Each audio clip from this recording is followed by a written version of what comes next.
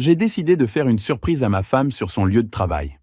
Quand j'ai dit au gardien que j'étais le mari de la PDG, il a éclaté de rire. « Monsieur, je vois son mari tous les jours. Le voilà justement qui sort. Je m'appelle Pierre, 56 ans. Après 28 ans de mariage, je croyais connaître Laurence mieux que quiconque. Une simple visite surprise allait tout détruire. Laurence enchaînait les journées de 12 à 14 heures comme PDG de Meridian Technologies. Ce matin-là, elle était partie sans son café habituel. J'ai voulu lui apporter son latte préféré et un sandwich. Dans le hall de marbre du building, le gardien William me regarda, perplexe. « Vous dites être le mari de Madame Mercier ?»« Oui, Pierre Mercier. Je lui ai apporté à déjeuner. » Ses sourcils se levèrent. Puis il rit franchement. « Monsieur, je vois le mari de Madame Mercier tous les jours. Il est parti il y a 10 minutes. Le voilà qui revient. » Un homme élégant, la quarantaine, en costume anthracite, traversait le hall. « Bonjour Bill. Laurence m'a demandé de récupérer ses dossiers. »« Pas de problème, monsieur Dubois ?» Marc Dubois, son directeur général adjoint, arrivé il y a 3 ans, toujours mentionné dans un contexte professionnel. « Excusez-moi, monsieur, mais monsieur Dubois, ici présent, est marié avec elle. » Marié avec elle, au présent. Quand nos regards se croisèrent, Marc me reconnut. Il savait exactement qui j'étais. Une sagesse froide me dit de jouer le jeu. « Oh, vous devez être Marc. Je suis Pierre, un ami de la famille. » Je déposais juste des documents. « Ah oui, Laurence vous a mentionné. Elle est en réunion, mais je peux lui transmettre. » Je lui tendis le café et partis. Dans ma voiture, je fixais le building. 28 ans de mariage. 28 ans à croire connaître cette femme. Mon téléphone vibra. Encore en retard ce soir. Je t'aime. Ces mots semblaient maintenant un mensonge de plus. À 21h30, Laurence rentra. « Pierre, je suis rentré. » Elle apparut dans la cuisine, impeccable dans son tailleur. « Je t'ai apporté un café aujourd'hui, à ton bureau. » Une micro-pause. « Vraiment, je n'ai rien reçu. » Je l'ai donné à Marc. « Ah, Marc a mentionné qu'une personne était passée. J'étais en réunion, c'était gentil. » Ses mains restaient parfaitement stables. Menteuse accomplie ou vérité? Le reste de la soirée passa en pantomime de normalité. Mais tandis qu'elle dormait paisiblement, je fixais le plafond. Combien de fois était-elle rentrée après avoir été la femme de Marc? Le lendemain, je fouillais ses affaires avec la précision méthodique du comptable. Dans son bureau, je trouvais un reçu du restaurant chez Laurent, notre restaurant d'anniversaire, daté de 6 semaines. Pour 2, 68,50 €. Je me souvenais, Laurence devait dîner avec une cliente de Lyon. Nous nous étions parlé vers 21h30. Elle semblait détendue, heureuse. Mais ce reçu montrait un dîner intime. 2 plats, une bouteille de vin. Pas un dîner professionnel. Laurence m'appela. « Tu semblais ailleurs ce matin. » Juste fatigué. Au fait, ce dîner avec la cliente de Lyon il y a 6 semaines, ça a donné quoi? Pause imperceptible. Elle a choisi un cabinet local. Pourquoi? Simple curiosité. Je dois retourner travailler. À ce soir. Je fixais le reçu. Elle mentait. Sur la cliente ou sur le dîner. Dans tous les cas, elle mentait. L'après-midi, je passais en revue les relevés bancaires. Déjeuner les jours où elle prétendait apporter son repas. Achat d'essence dans des quartiers éloignés. Un achat à la Fnac alors qu'elle était censée être en réunion. Puis je vis son ordinateur ouvert. Une notification. Marc Dubois lui avait envoyé une invitation agenda. Je cliquais. L'invitation était pour ce soir. 19h au Bella Vista, le restaurant italien où je lui avais demandé sa main il y a 17 ans. Réservation au nom de Marc. Je fis défiler le calendrier. Café avec M, tous les mardis 8 trilles.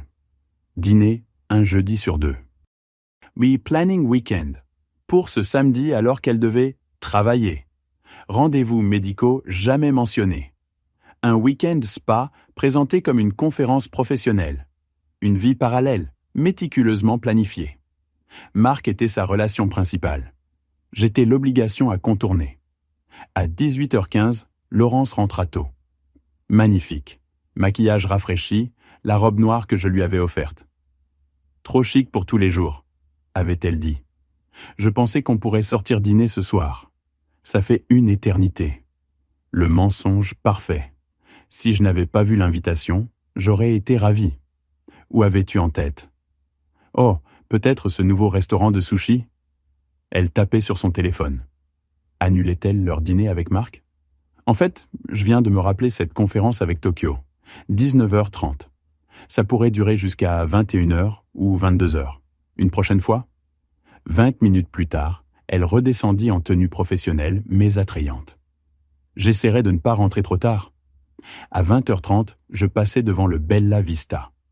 La BMW argentée de Laurence était garée à côté d'une Mercedes sombre. Le dernier fil d'espoir se brisa. 3 jours plus tard, en nettoyant le tiroir de la cuisine, je trouvais une clé inconnue. Porte-clé de la résidence du port. Cet après-midi, j'y allais. Je vis Marc se garer, sortir avec des courses et du pressing. L'aisance de quelqu'un rentrant chez lui. 10 minutes plus tard, je suivis. La clé ouvrit l'appartement 214. Ce n'était pas une cachette, c'était un foyer complet. Photos sur le manteau, livres sur les étagères, les coussins préférés de Laurence sur un canapé inconnu. Les photos me détruisirent. Laurence et Marc à une fête d'entreprise, son bras possessif autour d'elle. Sur une plage, bronzée, détendue, Marc l'embrassant, sa main gauche sans alliance. Dans la chambre, leurs vêtements partagèrent le placard. Son parfum à côté de son eau de Cologne. Salle de bain, 2 brosses à dents, sa solution pour lentilles, la crème coûteuse qu'elle prétendait ne plus pouvoir racheter. Sur le comptoir, un dossier, plan d'avenir, de son écriture. Annonce immobilière au nom de Marc. Brochure de vacances. Plan d'affaires avec Marc comme PDG et Laurence présidente de Meridian Technologies. Au fond, un résumé de consultation de Morrison & Associés, droit de la famille, notre cabinet de testament. Laurence les avait consultés 2 fois en 4 mois pour des stratégies de divorce optimales. Le document détaillait son approche. Divergence irréconciliable, abandon émotionnel. Mes soirées calmes deviendraient isolement social. Mon cabinet modeste, manque d'ambition. Mon contentement, incapacité à soutenir sa croissance. Elle planifiait ce divorce depuis 2 ans, documentant mon comportement renfermé. Je photographiais tout, mon esprit comptable créant automatiquement la documentation nécessaire. Mais un calme étrange m'envahit. Après 3 jours d'incertitude, j'avais enfin des réponses. Ce soir-là, j'ouvris l'ordinateur de Laurence. Email avec Marc sur « Faire la transition ». Communication avec l'avocat sur « Préparer Pierre au changement ». Email à nos amis préparant subtilement des décisions difficiles concernant mon mariage. Un email à sa sœur Sarah, 2 semaines plus tôt. Pierre est tellement distant dernièrement. Je pense qu'il traverse une crise de la cinquantaine, mais il refuse d'en parler. J'essaie d'être patiente, mais je ne peux pas sacrifier mon bonheur indéfiniment. Marc pense que je devrais considérer toutes mes options. Laurence n'avait pas seulement mené une double vie. Elle avait réécrit l'histoire de notre mariage. Vers 23h, elle rentra, s'excusant pour sa soirée client. Comment était le dîner? Productif. Marc était là aussi, bien sûr, puisqu'il gérera le compte.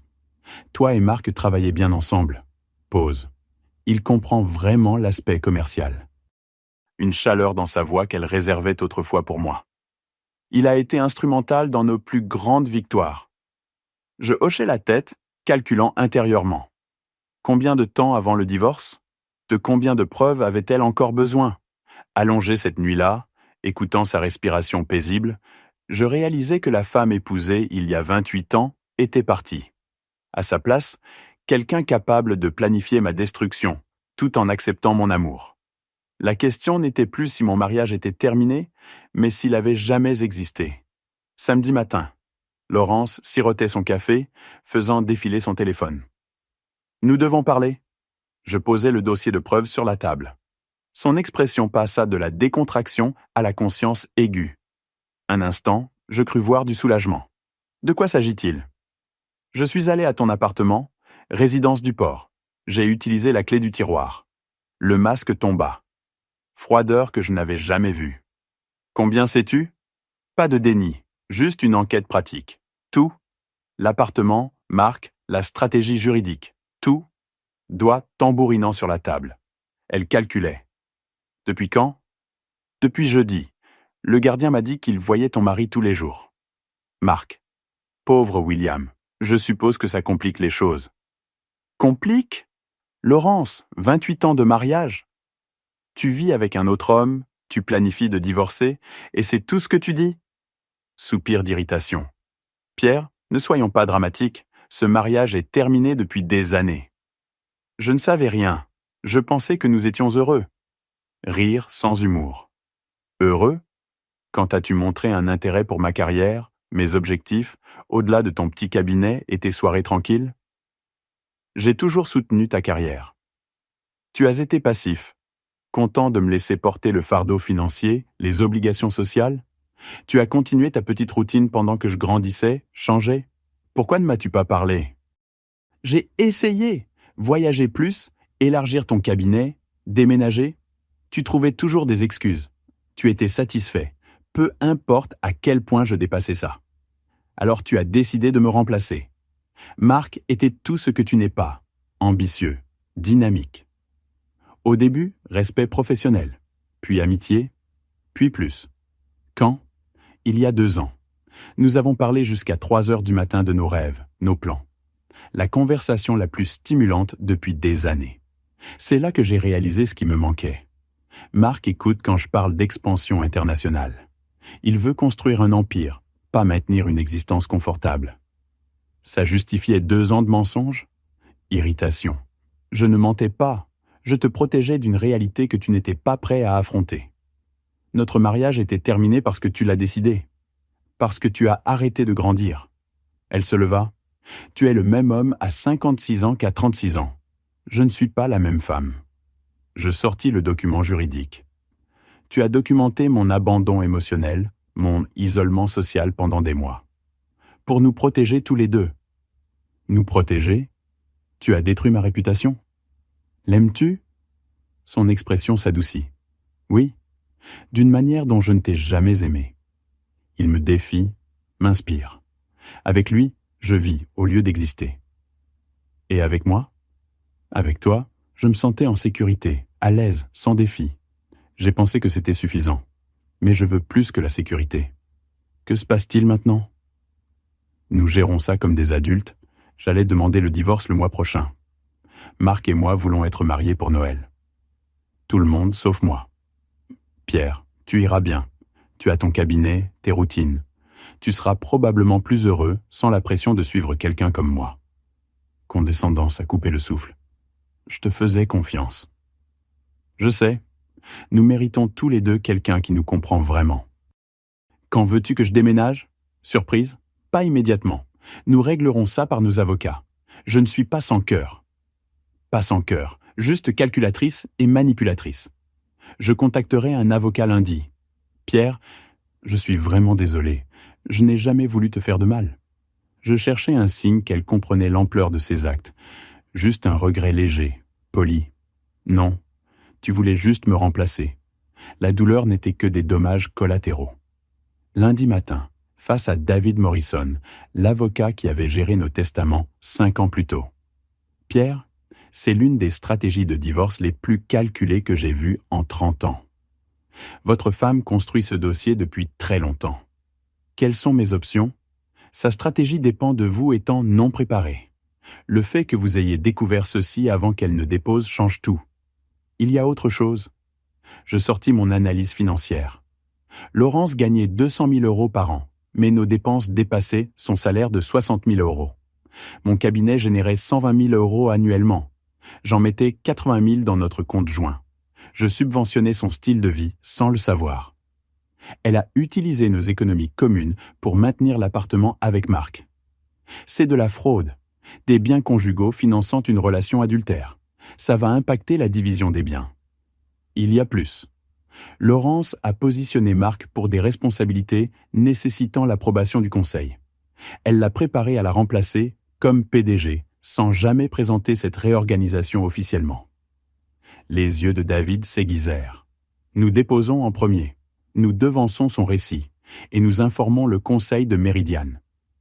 Cet après-midi, j'appelais Richard Hayes, président du conseil d'administration. Richard, je dois signaler des problèmes de gouvernance chez Méridian. Des changements structurels qui n'ont peut-être pas été correctement autorisés. 20 minutes d'explication factuelle.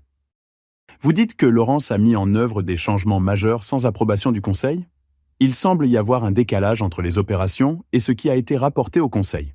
Vous me le signalez parce que je crois en l'intégrité des entreprises. Le Conseil a le droit de savoir. Ce soir-là, Laurence rentra, visage tendu. Nous devons parler. De l'appel de Richard Hayes. De l'examen de gouvernance que le Conseil a soudainement décidé de mener. Du fait que mon propre mari essaie de détruire ma carrière. J'ai partagé des informations factuelles, rien de plus. Ne joue pas l'innocent. Tu savais exactement ce que tu faisais. Oui, comme toi quand tu as passé 2 ans à planifier mon remplacement, sa façade se fissura. C'est différent. Cela affecte ma réputation, ma capacité à gagner ma vie. Ton aventure aussi, le Conseil va découvrir que tu as restructuré l'entreprise pour bénéficier à ta relation personnelle. Elle me fixa, réévaluant tout ce qu'elle pensait savoir de moi. Que veux-tu? Que tu arrêtes de me traiter comme si j'étais stupide, que tu reconnaisses que tes actions ont des conséquences, et que tu comprennes que je ne vais pas disparaître tranquillement. L'examen passera, il n'y a rien d'illégal. Restructuration non autorisée bénéficiant à ton partenaire romantique? Plus difficile à expliquer quand le Conseil découvrira que tu n'as jamais divulgué votre relation. Qu'est-ce qu'il faudra pour que ça disparaisse? Ça ne disparaîtra pas. Tu as mis ça en mouvement en menant une double vie. Nous devons tous affronter les conséquences. Tu détruis tout pour quoi j'ai travaillé. Tu l'as détruit toi-même. Je refuse juste de t'aider à le dissimuler. Cette nuit-là, alors qu'elle passait des appels derrière des portes closes, je réalisais le changement fondamental. Pendant 28 ans, j'avais été celui qui s'adaptait, s'accommodait. Pour la première fois, c'était elle qui devait s'adapter à des conséquences qu'elle ne contrôlait pas. Le lendemain, je déposais une demande de divorce. À 56 ans, j'apprenais que parfois, l'amour signifie savoir quand s'arrêter. 6 mois plus tard, je me tenais dans la cuisine de mon nouvel appartement, préparant du café pour un, et trouvant une véritable paix dans sa simplicité. Le soleil matinal entrait par les fenêtres que j'avais choisies dans un espace entièrement mien. Le divorce avait été finalisé 3 semaines plus tôt. Face aux preuves documentées de son adultère, de sa tromperie financière et de sa faute professionnelle, l'avocat de Laurence lui avait conseillé d'accepter une division des biens plus équitable que celle qu'elle avait initialement prévue. J'ai gardé la maison que nous avions partagée pendant 20 ans, mais que j'avais largement payée avec mes contributions. Laurence a gardé ses comptes de retraite et la moitié de nos économies, moins le montant qu'elle avait dépensé pour maintenir sa vie secrète avec Marc. L'examen de gouvernance d'entreprise chez Meridian Technologies avait été approfondi et dévastateur. Bien que le Conseil n'ait rien trouvé de criminel, ils avaient découvert un schéma de prise de décision non autorisé et de conflits d'intérêts non divulgués qui avait gravement sapé la crédibilité de Laurence. Marc avait été licencié immédiatement, une fois sa relation avec Laurence connue du Conseil. Laurence avait réussi à garder son emploi, mais de justesse. Elle avait été mise en probation, son autorité décisionnelle significativement restreinte. Leur appartement à la résidence du port avait été abandonné discrètement. Marc était retourné à Lyon, acceptant un poste dans une plus petite entreprise avec un salaire considérablement inférieur. Laurence avait emménagé dans un modeste 2 pièces près de son bureau. J'appris ces développements non par contact direct, mais par le petit réseau d'amis mutuels et de connaissances professionnelles. Certains m'avaient contacté après le divorce, exprimant leur surprise et, dans quelques cas, s'excusant d'avoir cru le récit soigneusement construit de Laurence. Je n'avais aucune idée, m'avait dit Sarah Martinez, une ancienne collègue de Laurence, quand nous nous étions croisés à l'épicerie. Elle a fait en sorte que ça semble comme si vous vous étiez éloignés progressivement, comme si c'était mutuel. Personne ne savait pour Marc. Mais le changement le plus profond n'était pas dans les circonstances de Laurence ou dans la validation que j'avais reçue des autres. C'était dans ma propre relation avec moi-même. Pour la première fois en décennies, je vivais sans le courant sous-jacent constant de l'insatisfaction de quelqu'un d'autre. Mon appartement était plus petit que notre maison, mais il se sentait spacieux d'une manière qui n'avait rien à voir avec la superficie. J'avais même commencé à fréquenter quelqu'un. Marguerite était une veuve que j'avais rencontrée par mon église. Une femme douce qui appréciait les conversations sur les livres et aimait les dîners tranquilles. Elle trouvait mon contentement avec les plaisirs simples charmants, plutôt que limitants. L'étrangeté était de réaliser à quel point j'étais plus heureux sans le mariage que je pensais me battre pour sauver. Laurence avait eu raison sur une chose. Nous étions devenus incompatibles, mais pas de la manière qu'elle avait décrite. Elle était devenue quelqu'un capable de maintenir des tromperies élaborées tout en acceptant l'amour de quelqu'un qu'elle trahissait activement. J'étais resté quelqu'un qui croyait en l'honnêteté, la loyauté et la possibilité de résoudre les problèmes ensemble. Un soir de fin de printemps, j'étais assis sur le petit balcon de mon appartement, lisant et profitant du coucher de soleil quand mon téléphone sonna. Le nom de Laurence apparut sur l'écran, la première fois qu'elle appelait depuis la finalisation du divorce. « Allô Laurence ?» Pierre. Sa voix semblait fatiguée, plus vieille d'une certaine manière. « J'espère que je ne te dérange pas. »« Que puis-je faire pour toi ?» Un long silence. Je voulais m'excuser pour la façon dont tout s'est passé, pour la manière dont j'ai géré les choses.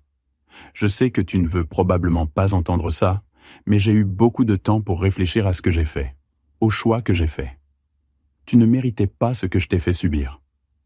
Non, en effet. Je me suis convaincu que notre mariage était déjà terminé, que je ne faisais qu'être honnête sur la réalité. Mais la vérité est que je l'ai terminé bien avant de me l'admettre. Je l'ai terminé quand j'ai décidé que tu n'étais plus assez, au lieu d'essayer de travailler avec toi pour construire quelque chose de mieux. Qu'est-ce qui a provoqué cette réflexion ? Laurence émit un son qui aurait pu être un rire, mais sans humeur. Perdre tout ce que je pensais vouloir. Marc et moi avons duré exactement 6 semaines après son déménagement à Lyon. Il s'avère que notre grande histoire d'amour concernait davantage l'excitation du secret et le frisson de planifier une nouvelle vie que de vouloir réellement vivre ensemble au jour le jour. Je suis désolé d'entendre ça. L'es-tu vraiment ? Elle semblait sincèrement curieuse. Oui, je suis désolé que tu aies jeté 28 ans pour quelque chose qui n'était pas réel. Je suis désolé que tu aies blessé tant de gens à la poursuite de quelque chose qui n'existait pas. Je suis désolé que tu aies découvert trop tard que ce que nous avions était en fait précieux. Penses-tu parfois à ce qui aurait pu se passer si je t'avais simplement parlé ? Si j'avais été honnête sur mon sentiment d'agitation au lieu de créer toute cette tromperie élaborée ? Parfois. Mais Laurence, le problème n'était pas que tu te sentais agité ou que tu voulais plus de la vie. Le problème était que tu as choisi la tromperie et la trahison au lieu de la communication honnête. Tu as choisi de me remplacer au lieu de travailler avec moi. Je le sais maintenant. Vraiment ? Parce que même dans ces excuses, tu te concentres sur le résultat qui n'a pas fonctionné pour toi, pas sur les dommages que tu as causés en cours de route. Tu es désolé que ta stratégie ait échoué. Pas désolé que ta stratégie impliquait de mentir systématiquement à quelqu'un qui t'aimait. Un silence s'étira entre nous. Tu as raison, dit-elle finalement. Même maintenant, je fais toujours en sorte que ce soit à propos de moi. Oui. J'espère que tu es heureux, Pierre. J'espère que tu as trouvé quelqu'un qui apprécie ce que j'étais trop égoïste pour valoriser. C'est le cas. Elle s'appelle Marguerite et elle est tout ce que tu n'as jamais été. Honnête, gentille et capable d'aimer sans manipulation. Bien, tu le mérites. Après qu'elle ait raccroché, je restais assis sur mon balcon alors que le soleil finissait de se coucher, pensant à l'étrange voyage qui m'avait amené à cette soirée paisible. Il y a 1 an, je vivais un mensonge sans le savoir. Marié à quelqu'un qui planifiait systématiquement mon remplacement tout en acceptant mon amour et mon soutien. Maintenant, j'étais seul mais pas solitaire. Recommençant mais pas de zéro. J'avais appris que le contentement n'était pas un défaut de caractère. Que ma capacité de loyauté et de confiance, bien qu'elle m'ait rendu vulnérable à l'exploitation, était aussi ce qui me rendait capable d'intimité réelle avec quelqu'un qui partageait ses valeurs. Laurence avait vu ma satisfaction avec notre vie tranquille comme preuve de mes limites. Marguerite la voyait comme preuve de ma capacité à trouver de la joie dans une connexion authentique plutôt que d'avoir besoin d'une validation externe constante. La différence n'était pas dans ce que j'offrais, mais dans qui le recevait. En me préparant pour le lit cette nuit-là, je réfléchis à quelque chose qui aurait surpris le Pierre d'il y a 1 an. J'étais reconnaissant pour la trahison de Laurence. Non pas parce que j'avais apprécié la douleur de la découverte ou la difficulté du divorce, mais parce que cela m'avait libéré d'une relation qui tuait lentement mon esprit. Pendant des années, j'avais essayé d'être assez pour quelqu'un qui avait décidé que je ne l'étais pas. J'avais accepté l'amour comme un cadeau conditionnel qui pouvait être retiré si j'échouais à répondre à des normes évolutives que je n'étais jamais autorisé à comprendre. Maintenant, je vivais avec quelqu'un qui m'aimait, non pas malgré mon contentement avec les plaisirs simples, mais à cause de lui. Quelqu'un qui voyait ma loyauté comme un cadeau plutôt qu'une attente, mon honnêteté comme un trésor plutôt qu'un fardeau. À 56 ans, j'avais appris que parfois la meilleure chose qui puisse vous arriver est de perdre quelque chose que vous pensiez ne pas pouvoir vivre sans. Parfois, la liberté vient déguisée en perte. Laurence avait eu raison sur une chose. Nous méritions tous les deux d'être avec quelqu'un qui nous comprenait vraiment. Elle méritait quelqu'un capable du même niveau de tromperie et de manipulation qu'elle. Et je méritais quelqu'un dont l'amour ne venait pas avec des conditions, des dates d'expiration et des stratégies de sortie. Alors que j'éteignais les lumières dans mon petit appartement honnête, je réalisais que pour la première fois en années, j'étais exactement où j'appartenais.